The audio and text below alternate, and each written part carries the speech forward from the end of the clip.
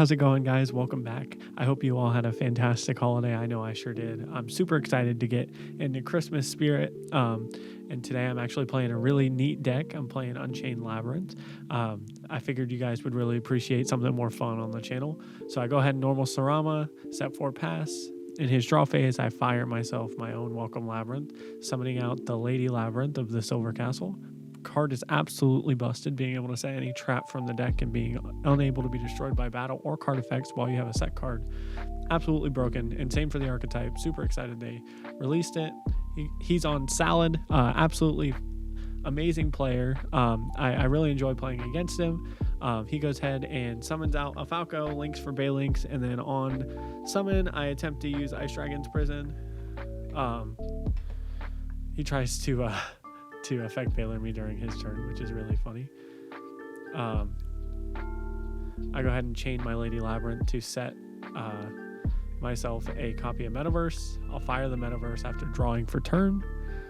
Go ahead and activate my own field spell, which will allow us to pop a card on resolution of our second Welcome Labrynth. Absolutely amazing open. Unfortunately for our opponent, I don't think he has a way to answer this. We choose to chain off of the Lady Labrynth and set a Ghastly Glitch. Summon out the Silver Castle, pop a back row, which was an Imperm. Enter battle, swing for a lot of damage, and attempt to use Silver Castle's effect to set a card. And it does get met with the Imperm, and then we go ahead and pass. With that, unfortunately, our opponent doesn't think he's able to break our board, so he will concede. We kind of got carried by the Labrynth portion of the deck here, but we are moving on to the Unchained portion, which should be kind of neat. So he goes ahead and elects to go first, doesn't open 2 fantastic, sets 2 and passes. So I draw for turn, proceed to activate Aruha, targeting the set card to pop it, and then summon 1 from deck.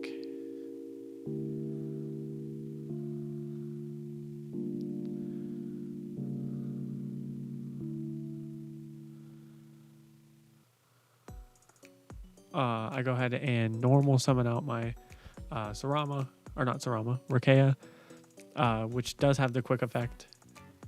And I try to use its effect, and it does get met with an effect veiler. Same with my trap, it actually got met with an Ash Blossom. I go ahead and compulse his monster, summon out the Lady Labrynth. Go ahead and try to use Rakea's effect to pop. It does get met with an Imperm, but I chain to the Imperm my Lady Labrynth because the trap was activated. I get to set any card from the deck, which is absolutely busted.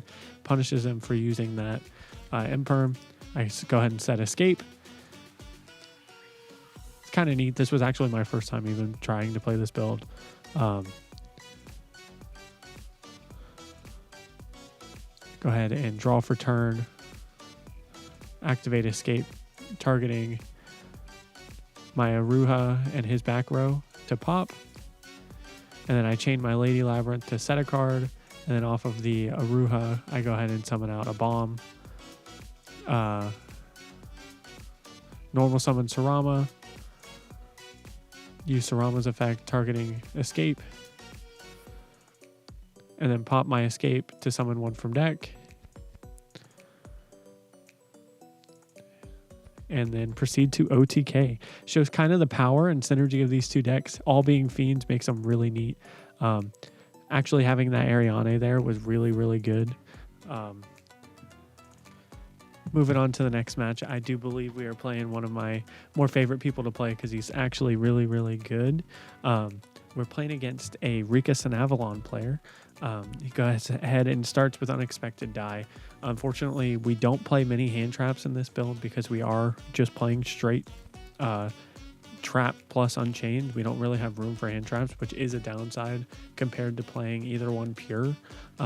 With pure Labrynth, you can play board breakers, whereas with and pure Unchained, you play a lot of going second cards and hand traps. But with the 2 decks mixed together, you just need a lot of engine, so that way you can see combo pieces in combination with each other. And unfortunately, our opponent is just going to do the whole Sunseed combo and proceed to set up a completely unbreakable board. using the healer's effect to go ahead and gain life points and summon from deck, and using the tree. To be honest, I don't know the names of all of these cards. I do know what they do. I tested this deck quite a bit because I liked that it was pretty much Layer of Darkness. It's still a very, very good deck, but the best part about it is that your opponent doesn't know what you're doing. And being able to play through interruptions because your opponent doesn't know where to interrupt you is really, really what you want to look for when playing this deck. He goes ahead and searches I know that the Glamour being able to summon back and this one being able to summon 2 and increase the levels is absolutely broken. Making Hyperiton is insane. Activating the field spell, and the field spell adds the Glamour, which is essentially just Monster Reborn, or you can add the Snatch Steel Trap, which is absolutely insane. I did open very, very strongly. I think if I had gone first, I might have had a better chance. But unfortunately, that's just kind of the format we're in, where you either go first or you play a bunch of board breakers and try to go second. It really comes to who wins the die roll and can break the board going into the first game. Overlaying these two for the Rika Queen, putting the monster negate in the graveyard that tributes and shuffles back is absolutely broken. Summon back the Queen, make Hyperiton, and then use that card's effect to make them both level 8 and make the big mommy that is able to tribute his cost. And then, of course, we end with a Bengal Lancer. So his board is essentially a monster negate because it has a monster attached right now. He has a negate in the graveyard. He has a tribute for cost, and he has a Snatch Steal. And then he goes ahead and normal summons a card that says I can only special summon plant monsters, which is absolutely absurd. I don't really know what I'm supposed to do against that. Uses the Fateful Adventure to search and then attaches the Draco back to it. I go ahead and fire the field spell. Not really sure how I'm able to out that card. He does negate with the Hyperiton, and I attempt to normal summon Rakea, which actually doesn't even contest his board all that much because he has all the negates. So I just go ahead and scoop him up. Really, really strong board. Hard to break without going second cards. So we go ahead and go right into the next game. See you guys there. Alrighty, guys. So I did forget to hit record at the start of this match, but it really was just normal summon Ariana, search, and then set 3. Our opponent starts by specialing Pank. I believe I wanted to read if Pank could target set cards. The card's just absolutely busted. He does target my Metaverse, which is actually really neat. So I chain Metaverse to the Pank and then chain Shifter, which is actually really, really good against his deck. It does quite a bit to stop his Sunseed combo because he's not able to get the same Loci out of the graveyard. On res, I used the field spells effect because Metaverse was activated to summon the big Mama Labrynth card. He goes ahead and summons out, I believe that's Wandering Griffin Rider, activate Welcome. Summon out the Lady Labrynth of the Silver Castle that currently can't be targeted. Choose to pop, and then I go Chainlink 1, Ariana, Chainlink 2, Big Mommy Silver Castle, ripping out his Loci, reminding him that all those cards are banished. Letting me draw and set a card.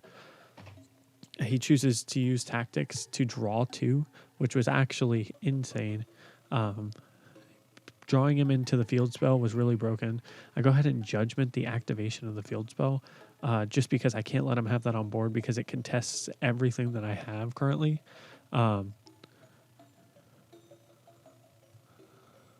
Goes ahead and specials out the pedal, activates Glamour, tributing the pedal,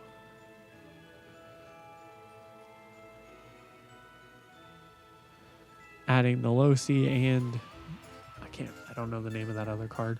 Normal summons the Loci, does the whole Sun Avalon combo here. Unfortunately, we don't have any more interruptions. Not sure how well we're going to be able to break through this board. I do think we'll be okay considering we stuck the Lady Labrynth. and the shifter's kind of helping us out here. Goes ahead and goes into healer. Goes those two to mill 3. He's trying to gamble and hit a plant. Unfortunately, he doesn't hit a plant, which is really, really good for us, because if he hit 3 plants, I don't think we could have won. And with that, he'll go ahead and concede just because he knows he's not able to contest this. So moving on to the next game. See you guys there. Alrighty, guys. Game 3. This is a really, really good match. Really enjoyed all the interactions we've had. It's going to be hard for us to break through this board. He does have the combo, but he didn't Sunseed. He just saw the twins in his opening hand and no way to really get to Sunseed right off the bat, which is good for us. He does summon out the pedal.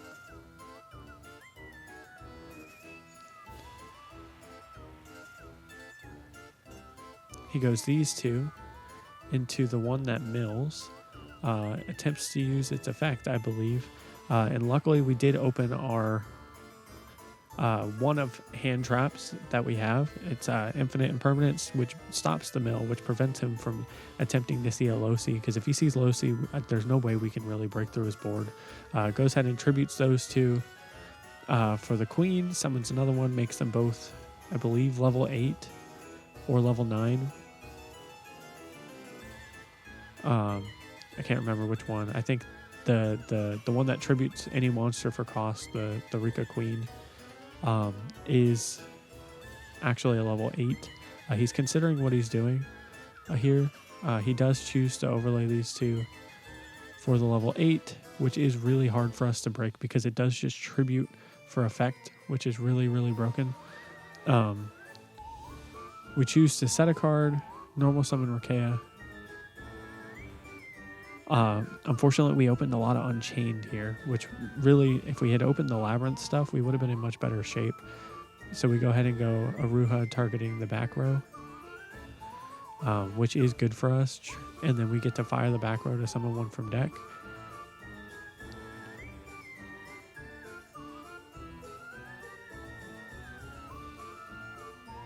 Go ahead and summon out the Abom. Use the Abom's effect. Pitch to pop. He chains Imperm. And then I chain the Aruha targeting the bomb to pop it. Which obviously does put him in a weird predicament because no matter what, the bomb is going to resolve, so he has to choose to tribute one. And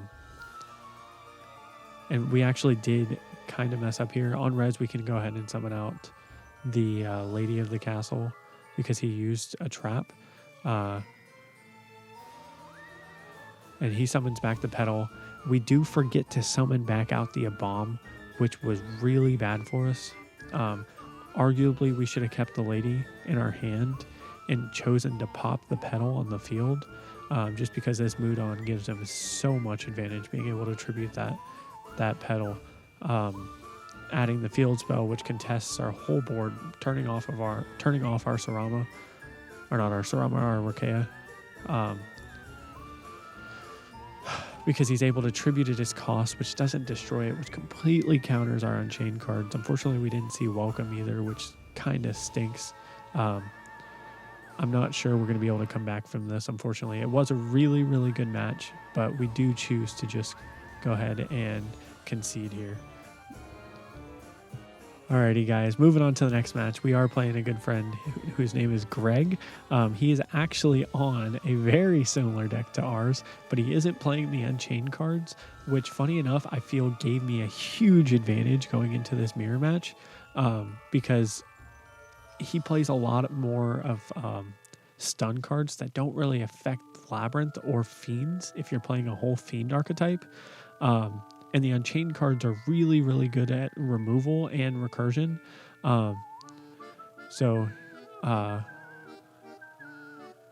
We go ahead and normal summon Sarama, go Rakea target Sarama, Sarama effect, summon from deck, summon out Aruha,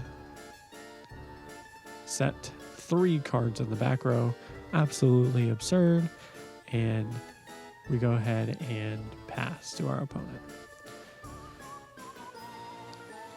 If you thought my amalgamation of cards was really funny, you'd really like to see some of Greg's deck lists. They're really, really good. He goes ahead and sets 5 cards and passes. In the end phase, we fire Escape, targeting our Aruha in his back row. And then we get to use Aruha's effect to summon from deck. Summon out a Sarama, which does make our trap in the graveyard live, which is really, really good. Then on res, we do fire Trap Trick.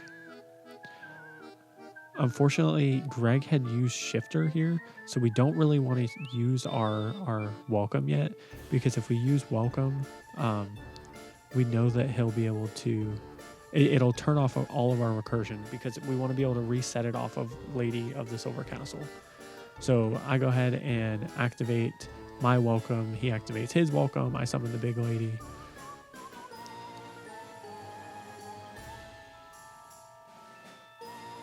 He summons his big lady. And then I get to go ahead and re-summon out my...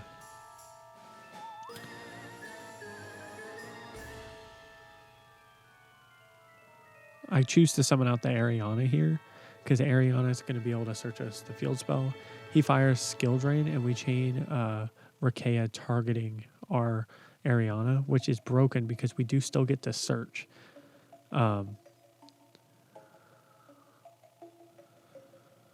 Which dodges his Skill Drain quite a bit. Unfortunately, we did have to summon our Lady Labrynth in defense from hand. Activate the field spell. Put Sarama to attack. Put Aruha to attack. Or no, Rakea, sorry.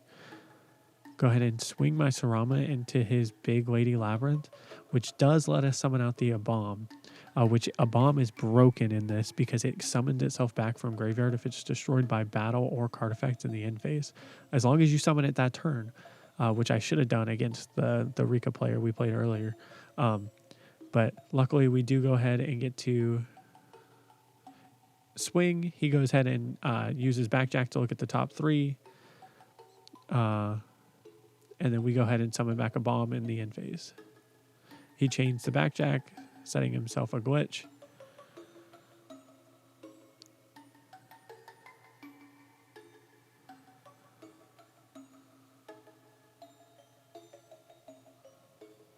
Just explaining why a bomb is coming back from the grave.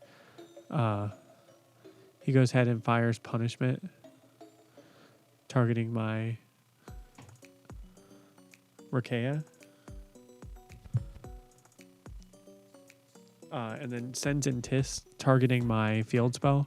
Luckily, we do still get to keep the Rakea effect, so it does kind of neg him 1, but it does get our field spell off the board, which was really important because if we activate any trap card, we can just summon anything back from the graveyard, which is super important for him to get off of our field, especially with Skill Drain up, not being able to search his own field spell.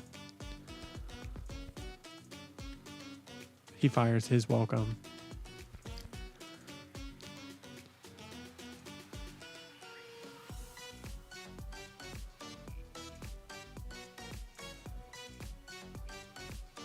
Summons out his other big lady, swings over our big lady, sets a card and passes. We go ahead and draw for turn, put our Rakea to attack, crash our bomb into his big lady. A bomb comes back in the end phase, and we pass. Luckily for us, this does kind of outgrind him quite a bit, and he goes ahead and concedes, and we move on to the next game. Alrighty, guys, moving on to game 2 against Greg, who is again on Labrynth. He chooses to go first. He has kind of a weird opening. He doesn't really... He forgot to side out his rivalries, which does nothing against all my monsters because they're all fiends. Activates Torby, pitching the rivalry, which lets him set a welcome, which welcome is good, yeah, but unfortunately he doesn't have any other follow-up here. He just goes ahead and sets, I believe, 2 other cards and has to pass. If he had the Lady Labrynth, this would be absolutely broken.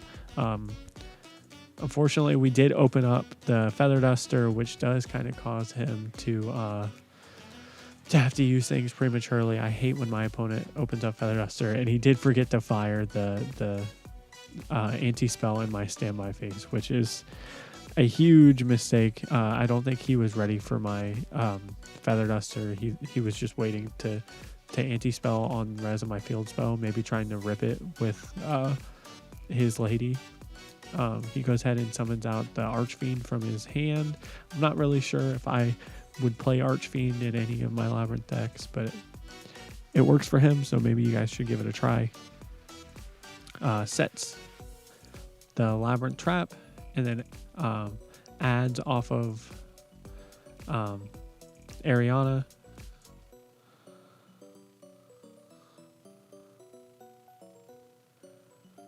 We go ahead and normal summon Sarama.